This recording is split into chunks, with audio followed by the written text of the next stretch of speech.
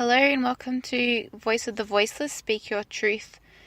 Today I'm going to be talking to Lael Stone, who is an Aware Parenting Instructor. She has over 10 years experience with Aware Parenting, just in her own personal experience with her children, and she's also been an Aware Parenting Instructor for the last 4 years, and she runs regular group sessions and private sessions. And Lael's background is also in childbirth and sex education for teenagers. So I've just gotten back from speaking with Lael and recording this podcast. She invited me into her beautiful home. Today we also recorded a podcast on sex education for children, which I will be releasing next week. So if you're interested in learning about that, keep tuned in and have a look at that next week. So in this podcast, Lael talks about what Aware Parenting is and talks about some of the key aspects of Aware Parenting, as well as the importance of this approach and the wellbeing of our children, and what challenges parents may face in using this approach to parenting. I hope you enjoy listening to this podcast, and if you want to comment or give any feedback, I'd really appreciate it, and I would enjoy reading that, so feel free to do that. Hello and welcome to Voice of the Voiceless. Today we're going to be talking to Lael, who is a Aware Parenting Instructor. So welcome, Lael. Hi, thanks for having me. So for those people out there who've never heard of Aware Parenting, or those who don't know much about it, can you tell us a little bit about what it is? So Aware Parenting comes from a Swiss-American psychologist called Dr. Lael Stone, and she coined the phrase really Aware Parenting when many years ago now, maybe like 30 years ago, I'm not 100% sure. And basically her story is that, she had done a lot of, research, psychology, and she really wanted to raise children who didn't have to end up being in therapy. That's what she talked about. She'd ended up having a traumatic birth with one of her children, and she was acutely aware of how to help her child process her birth trauma and then, grow up to be an emotionally aware adult. So she started Aware Parenting back then and has written many, many books, mainly The Aware Baby and Tears and Tantrums and Raising Drug-Free Children and Attachment Play, and set up what's called the Aware Parenting Institute, which is basically a form of, attachment-style parenting, but also looking at helping children process their feelings and emotions in a healthy way through listening to crying or through using play. So, Aware Parenting is, it sits closer to something like attachment parenting than it does to the authoritarian parenting. And it's very much about everybody getting their needs met. So respecting the child and what the child needs, but also respecting the adult and what the adult needs. So we often see with something like authoritarian parenting, which is basically about the parent often telling the child what to do, using power over children to get them to conform with what they want, sometimes using punishments, rewards, those kind of things, so that the child will conform with whatever they want to do, which can make the parent's life easier on some level, but it often makes the child feel really disempowered, and then we can see a lot of issues that pop up with children in their teenage years or in adulthood. Often with that authoritarian style of parenting, there can often be a lot of disconnection between the parent-child relationship, and where young children grow up to feel that they weren't heard or seen by their parents, and then we have a whole lot of other stories and issues that go with that. And then we kind of have the more permissive parenting, which is really about just doing whatever you need to do to keep your child happy all the time, which might keep the child semi-happy, but often can be incredibly exhausting for the parents and It's often never about the parent getting their needs met either. So it's usually about just using a lot of distraction or continuously feeding the child or whatever it is to keep the child happy so they don't get upset or have tantrums and those kind of things. And the issues with that too is that can burn parents out. It can also make children feel a little unsafe because there isn't really any boundaries or structure around. So, there can be issues later in life with that as well. And I mean, again, I'll say this with, we all do what we need to do and what feels right for us. These are kind of just more parenting styles that have been labelled over the years. Aware parenting really, I guess, sits in the middle of that, which is about listening to our children's feelings, needs, wants, desires, helping them to achieve that if they can, but also honouring our part in that process as well as an adult. And for me, aware parenting is also looking at what is our own story, how were we raised, and what are we projecting onto our children, because I think that's where we can often do a lot of damage with our kids, is taking all our own crap, placing it on the shoulders of our children, and then our children are often like, get that stuff off me, I just want to be who I am, and that's where we see a lot of disconnection in families. So aware parenting is very much about, for me, it's about connection, and it's about accepting and loving the whole child when they are happy and joyous, but also when they are sad and when they're upset, and listening to how they feel in all those situations and helping the child know that all of that is okay. So you mentioned attachment play before. Can you tell us a little bit more about this? So attachment play is such a magnificent way to not only form connection with your child, but also to help children work through fears, phobias, big feelings, separation, all that kind of stuff. So attachment play is using play, basically different styles of play, to not only connect with your child, but to help them process what's going on in their world. So children process through play. Play is their language. Children at the age of 5, 4, 6, 8, even up until 10, often don't have the vocabulary to talk about what's going on in their world, or the emotional awareness to talk about what's happening and how they feel when they get left at kinder, or when their older brother, smacks them in the head, or, whatever happens in life.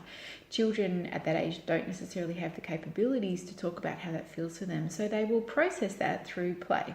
So there's many different types of play that children use to process things going on. So what we talk about with attachment play is about creating space with your child to play with them, to help them process whatever's going on for them. So sometimes that's through what we call nonsense play, which might be that, if your child's got a bit of a, if they're really not wanting to eat certain foods, or if there's a real power struggle around food, you might do a whole lot of nonsense play around food, get the carrot and make the carrot have a voice and like it's going to eat you if you don't eat it, or when you go to put a mouthful in your mouth, it makes a fart noise or something like that. Like just anything that's ridiculous and silly that creates laughter. Nonsense play is about creating laughter. And what laughter does is it often helps children dissipate the fear with whatever's going on. So nonsense play is a beautiful way to create connection, but also to really work through some of those big fears or phobias with things. So you could even do, if your child's frightened of dogs, that you pretend that that they're a dog, and that when they come near you, you run away because you're frightened, and don't bark at me, and then the child will bark and laugh at you, and anything that creates that laughter response in the child is them basically working through some feelings. I mean, much of aware parenting is about using tears and tantrums to process and release feelings, but it's also using laughter as well. So things like nonsense play is brilliant. Regression play is a wonderful thing to do, which is where children might want to play babies or become the baby. So we see that a lot with when there's a new baby coming into the family with the older sibling. All of a sudden the older sibling will want to be the baby. So we really encourage parents to, scoop them up, let them be the baby. Part of what they're doing is processing that next step of how they need to move forward. I use a lot of play with my kids when they were younger, when they went to school and kindergarten, because that's very big for children. They're often away from the parent for the day. they're in an environment where they're being told what to do all the time. You know, there's different relationships and dynamics that go on within that. So often when my kids would get home from school or kinder, I'd say, what do you want to play? And they'd often want to play schools or kinders, where they get to be the teacher and I have to be the student and they tell me what to do. And it's a fascinating insight into what's happened in their world, because they would pretty much act out through play everything that had happened that day, and that was their way of processing and you know, moving through that kind of thing. So there's many different types of play. They're just a few, you know, but really play is such a beautiful way to, as I said again, create connection and help children process what's going on. The thing with play, I often say to parents though, is that you don't need to know all these different types of play. Just follow your child's lead. You know, they if a child's feeling really disempowered or feeling really controlled in their life, which is what a lot of little kids do, just because, you know, they get told when to get up, when to put their shoes on, when to eat food, you know, all that kind of stuff. Sometimes they can feel really powerless. So playing power reversal games where they get to be the stronger one can be the best antidote for a child that's feeling angry or upset. So when my kids were younger, we used to have what we call rumbling, which is basically we all get on the bed and we just rumble, which means we wrestle. And the whole idea behind that is that the children got to be stronger than me. So they would love it because they would, you know, hit me with a pillow and I'd almost fall off the bed, and they would just absolutely wet themselves laughing, or they'd pin me down, or they were much stronger. Any form of play which was physical connection where they were stronger, they would laugh and laugh and laugh.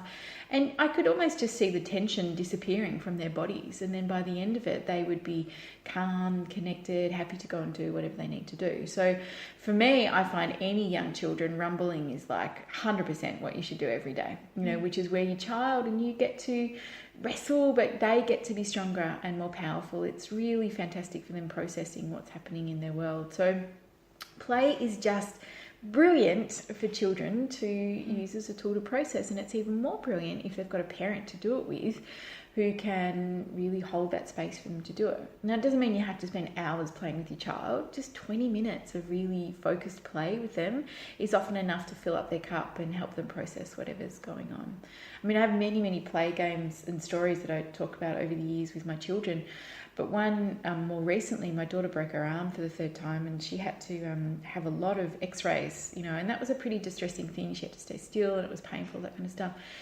And a few weeks after she'd broken her arm, one day I had the clothes horse up in the lounge room, and the lights were on, and it was creating all these lines on the carpet and on the floorboards. And she said, "Oh, that looks like an x-ray machine." And then all of a sudden she set up this full x-ray game where she had like a computer to take the notes, and she had like cushions, and she set up this like full x-ray thing. And for the next week and a half, anyone who came into her house had to get x-rayed. So she would put them under the x-ray machine, and it was fascinating listening to her. She would go, "Now take a deep breath and it won't hurt, and I'm with you." And she was basically working through what had happened to her by her being in charge of the x-ray machine. And it was amazing. And she did it for about a week and a bit, and then she was like, "That's it." And it was done. And it was like that was just her way of processing. And children, they do that all the time. Like, I really do have faith that they know what they need to do to heal and to come into balance. So you just kind of have to get out of the way and watch, or just say, "What do you want to do?" and follow their lead. And when you do, then they'll often play the same game over and over if they're trying to process stuff or want to do the same kind of thing, which is them just working through something. So it's a beautiful way to help your children, you know, feel connected and process. Yeah, it definitely does sound very powerful. Every time I hear, and I learn more and more about aware parenting, I notice just how powerful it is, and empowering it is, and just through my own journey, using it in my own life as well. I'm curious, do you feel that attachment play and just aware parenting in general can help to elicit cooperation in children? Oh, massively. So my feelings around all this. So I've been working with aware parenting for about 10 years now. So I have a 17-year-old son, a 14-year-old daughter, and a 10-year-old daughter. And I really only came to aware parenting when my youngest was born. And I came to it because I'd had a pretty traumatic birth with her, and she'd had a lot of trauma, and I knew enough to know that trauma was going to stay somewhere in her body, and I needed to help her process it. So that's how I discovered aware parenting and Lael Stone's work, and looked at the Aware Baby book and started from there. And then looked at my older two kids and thought, oh, holy crap, there's been a lot of stuff I've missed and haven't done here, so, I need to start. So I started with them when they were a bit older. And so what I began to see through all the different tools I was using with my kids is that my children's natural state was to want to please. Like they're natural when they're feeling connected and they're feeling good. They are really happy to do whatever I ask them to do. So in the way I view it is that children are either in balance or out of balance. So when they're in balance, that's when they are, giggling and laughing, and you ask them to pick up their shoes and they do, and they are singing and they are just, you can see they're really naturally in their happy state and they're feeling good. When they're out of balance, it's when they are kind of really whining, or they're beating up on their sibling, or they're throwing things at the wall, or they're just doing anything that we would deem in our